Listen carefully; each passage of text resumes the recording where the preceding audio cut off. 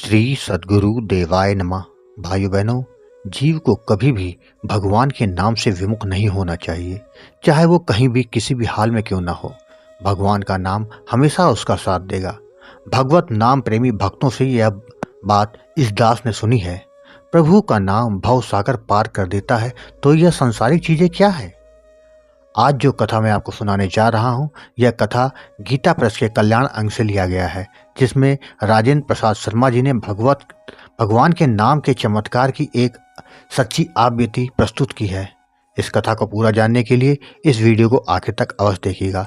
लेकिन उससे पहले जिन लोगों ने गोकुल भवन अयोध्या यूट्यूब चैनल को अभी तक सब्सक्राइब नहीं किया है, उनसे निवेदन है कि चैनल को सब्सक्राइब कर दें और बेल आइकन अवश्य दबा दें, जिससे नए वीडियो के नोटिफिकेशन समय समय पर आपको मिलते रहें।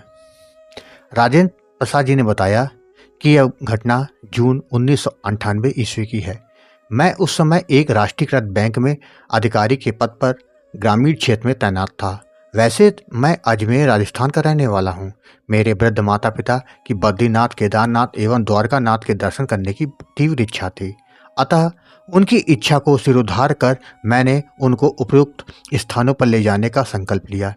हमने अजमेर से ही एक टैक्सी किराए पर ली और 1 जून 1998 को केदारनाथ की यात्रा पर निकल कर गए। इस यात्रा में मेरी छोटी बहन का परिवार भी हमारे साथ था और 8 दिन की यह यात्रा बहुत ही अच्छे से संपन्न हो गई थी। मेरे पिताजी हृदय रोग से ग्रस्त थे और पैदल चलने पर उनकी सांस फूलने लगती थी।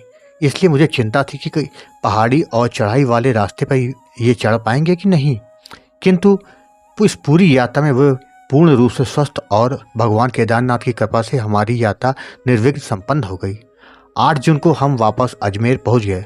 9 जून 1998 को हमारे टिकट रेल मार्ग से अजमेर से अहमदाबाद होते हुए वेरावल के लिए थे। क्योंकि हम 8 दिन पहाड़ियों पर घूम रहे थे, अतः हमें बाकी जगह की कोई खबर नहीं थी।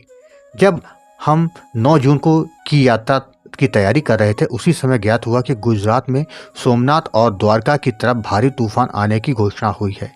इसके तहत ही हमारे कुछ स्नेही हितैषी मुझे समझाने लगे कि माताजी और पिताजी को तो हम कह नहीं सकते, पर तू तो समझदार है ना, ऐसे तूफान में तुझे नहीं जाना चाहिए, वहाँ कुछ भी हो सकता है। मैंने हृदय से स्वतः ही बोल दिया। मैंने उनसे कहा, भाई साहब, भगवान के दर्शन नसीब से हुए तो ठीक, नहीं तो वापस लौट आएंगे, लेकिन दर्शन करने हम जाएंगे जरूर।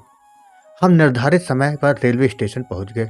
वहां भी यह उद्घोषणा हो रही थी कि तूफान के खतरे के कारण गुजरात यात्रा नहीं की जाए एवं उक्त यात्रा के टिकट कैंसिल करवाने पर रेलवे कोई चार्ज नहीं काट रहा है। किंतु भगवत दर्शन की लालसा मेरे मन में तूफान के वेग से प्रबल होती जा रही थी। अतः मैंने यात्रा कैंसिल न करने का निर्णय लिया और अपने को भगवान के भरोसे रख कर दिया। हम सब जब घर से निकले, तब से मैंने मन ही मन प्रभु के नाम जप का स्मरण शुरू कर दिया। इस यात्रा में हम 8 लोग थे। हम अहमदाबाद स्थल पर पहुंच गए। वहां से रात 9 बजे हम वेरावल जाने वाली ट्रेन में बैठ गए। उसी कोच में एक सिंधी परिवार भी बैठा था। वे लोग भी वेरावल ही जा रहे थे। मैंने कौतूहलवश उनसे तूफान की जानकारी ली तो उन्होंने बताया कि तूफान दिन में आकर आगे जामनगर द्वारका की तरफ बढ़ चुका है और तूफान से भारी नुकसान भी हुआ है। मैं लगातार सोते जागते प्रभु नाम का स्मरण किए जा रहा था। न जाने क्यों मुझे ऐसा विश्वास होता जा रहा था कि प्रभु हमारे साथ हैं और हमारी यात्रा निर्विघ्न पूरी होगी।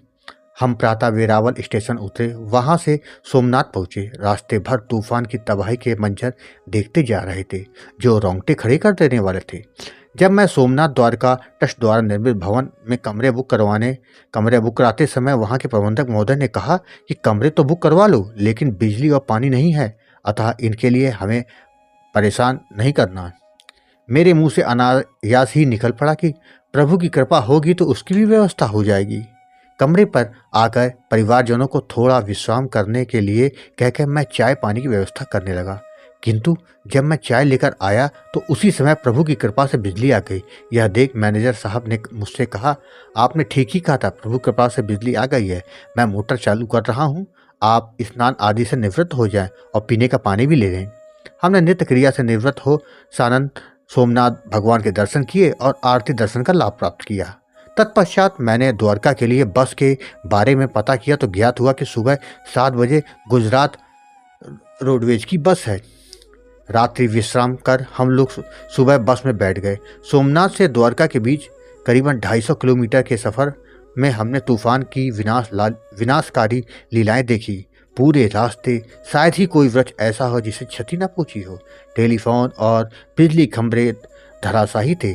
जगह जगह मवेशी मरे पड़े थे। प्रत्यक्षदर्शियों के अनुसार कोई भी प्राणी जो मकान के बाहर था जिंदा नहीं बच पाया। हम सफ़र पूरा कर करीब 4 बजे द्वारका पहुंचे। वहां हमने मांगल धर्मशाला में कमरे लिए, लेकिन यहाँ पर भी बिजली और पानी की कोई व्यवस्था नहीं थी।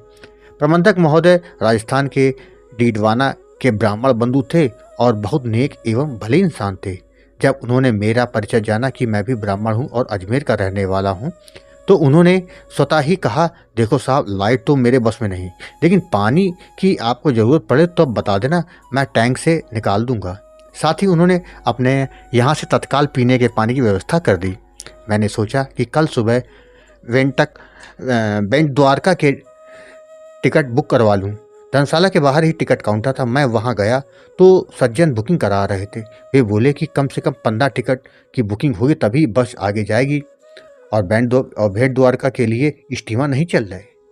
हम स्नान से निवृत्त हो द्वारकापुरी के दर्शन करने चले गए। वापस आकर भोजन आदि से निवृत्त होकर बैठे थे कि करीबन शाम 7:30 बजे एक यात्री दल आया। लाइट नहीं होने से अंधेरा तो था ही, अतः एक सज्जन सीधे मेरे पास आए और कमरे के लिए पूछने लगे। साथ ही बोले कि यहाँ पर भेंट द्वारका के टिकट भी तो मिलते हैं। मैंने कहा, हाँ, आप कितने लोग हैं? तो बतलाया कि वे लोग 8 हैं, हम भी 8 थे। अतः मैं तुरंत उनको साथ लेकर टिकट हेतु गया। बुकिंग वाले सज्जन मुझे पहचान रहे थे क्योंकि उनसे 2-3 बार मुलाकात हुई थी। वे देखते ही बोले, साहब, आपने सही कहा, प्रभु की इच्छा आपको दर्शन देने की है, क्योंकि अभी समाचार आया है कि कल सुबह से स्टीमर भी चालू हो जाएंगे। हमने शीघ्र 16 टिकट बुक कराए। ये सब होता रहा और मैं मन ही मन भगवान का जाप करता रहा। दूसरे दिन हमने आराम से भेंट द्वारका में द्वारकाधीश के दर्शन किए। हमने टिकट ट्रेन से द्वारका से ही बुक करा लिए थे, किंतु पटरियां के क्षतिग्रस्त होने के कारण ट्रेन द्वारका तक नहीं आ रही थी। हमें ट्रेन के लिए जामनगर या राजकोट जाना था। हम बस से जामनगर तक आए, लेकिन टेलीफोन लाइन क्षतिग्रस्त थी, अतः ट्रेन वहां से जाएगी या नहीं ये पक्का नहीं हो पा रहा था। हम ऑटो से रेलवे स्टेशन गए। मैंने बाकी सबको ऑटो में ही छोड़कर स्टेशन पर पूछताछ की तो बताया गया कि हमारे जिस ट्रेन में टिकट बुक थे वह आज ही यहाँ तक पहुँची थी और 1 घंटे बाद वापस रवाना होगी। हम यात्रा पूर्ण कर अजमेर पहुँचे तो सभी परिजन और शुभचिंतक तनाव में थे। हम सही सलामत भी हैं या नहीं, क्योंकि पूरे रास्ते टेलीफोन से संपर्क नहीं हो पाया था। कहते हैं ना, ईश्वर की कृपा होती है तो सभी कुछ संभव हो जाता है। इस भांति ईश्वर स्मरण से हमारी यात्रा निर्विघ्न पूरी हुई। भाई बहनों, आपने देखा कि भगवान का नाम पूरे विश्वास और भाव से जपने का फल क्या है। आपकी सारी परेशानियां स्वतः ही समाप्त हो जाती हैं। विश्वास तो करिए। आपको कथा अच्छी लगी हो तो कमेंट में जय श्री राम लिखना मत भूलिएगा, जिससे दास का मनोबल लगातार बढ़ता रहे और अच्छे प्रेरणादायक वीडियो आपको प्रस्तुत करता रहूं। आपसे निवेदन है, अगर आपके पास भी राम नाम का अनुभव हो तो उसको मेरे ईमेल पर भेज सकते हैं, जिस पर वीडियो बनाकर अपने चैनल में अवश्य प्रस्तुत करूँगा। ईमेल का पता वीडियो के डिस्क्रिप्शन में दिया हुआ है। और अगर आपको राधा कृष्ण वृंदावन से जुड़ी सच्ची कथाओं का आनंद लेना है तो हमारे दूसरे चैनल अच्युत प्रभात को जरूर सब्सक्राइब कर लें। धन्यवाद।